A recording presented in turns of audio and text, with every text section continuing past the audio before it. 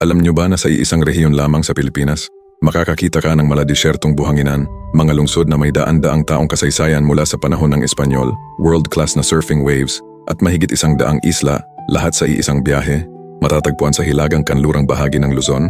Ang Ilocos Region ay binubuo ng 4 na lalawigan, Ilocos Norte, Ilocos Sur, La Union, at Pangasinan. Natatangi ang rehiyong ito dahil sa heograpiya nito.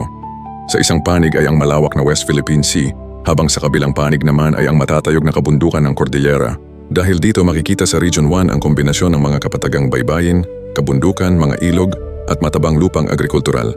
Ngunit higit pa sa likas na yaman nito, kilala rin ang rehiyong ito sa mayamang kasaysayan, matibay na kultura, at ilan sa mga pinakasikat na destinasyon ng turismo sa bansa. Simulan natin sa Ilocos Norte.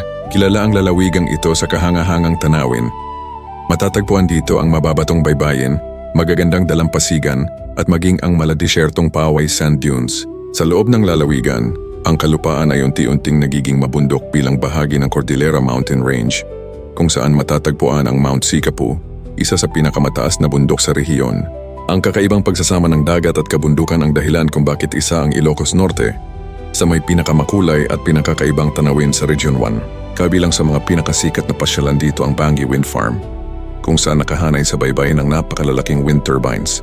Narito rin ang Pagudpud, na kilala bilang Boracay of the North.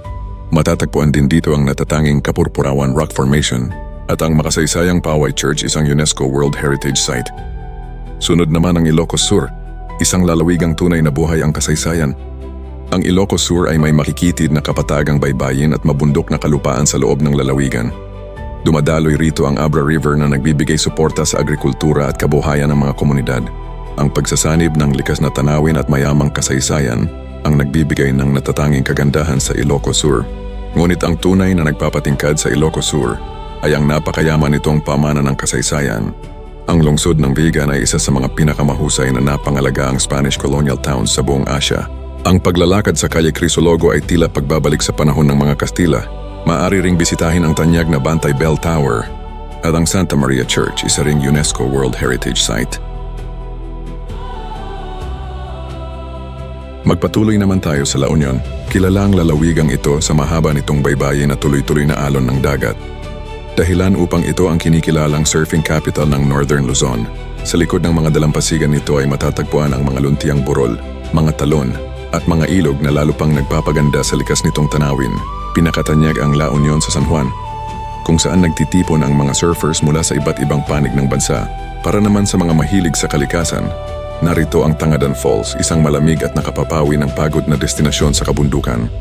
Maaari ring bisitahin ang Machu Temple na kilala sa tahimik na kapaligiran at napakagandang tanawin ng dagat. At syempre, huwag palampasin ang makulay na food scene at beach culture na siyang ipinagmamalaki ngayon ng La Union. At panghuli, narito ang Pangasinan, ang pinakamalaking lalawigan sa Region 1. Binubuo ito ng malalawak na kapatagan, mahahalagang sistema ng ilog gaya ng Agno River at mahabang baybayin sa kahabaan ng Lingayen Gulf. Dahil sa lawak ng lupain at natatanging heograpiya nito, ang Pangasinan ay isa sa pinakamahalagang sentro ng agrikultura at isa ring pangunahing destinasyon ng turismo sa Hilagang Luzon. Isa sa mga pinakasikat na atraksyon dito ang 100 Islands National Park, isang kahanga-hangang koleksyon ng mahigit 100 limestone islands na nakakalat sa dagat. Narito rin ang Patar Beach sa Bolinao na kilala sa ginintuang buhangin at malinaw na tubig.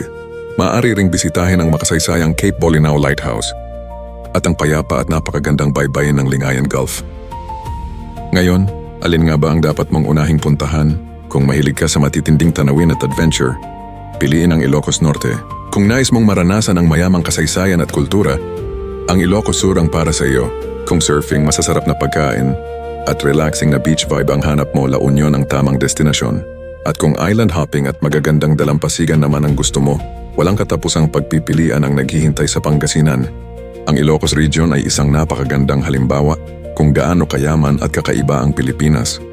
Isang lugar kung saan nagtatagpo ang kasaysayan, kalikasan, at kultura sa iisang hindi malilimutang destinasyon. Kaya ang tanong, kung bibigyan ka ng pagkakataon, alin sa 4 na lalawigan ang una mong bibisitahin? I-comment ang sagot mo sa ibaba. At kung nagustuhan mo ang video na ito, huwag kalimutang i-like, i-share, at mag-subscribe sa Basic Facts PH para sa mas marami pang kaalaman tungkol sa Pilipinas. Maraming salamat sa panonood.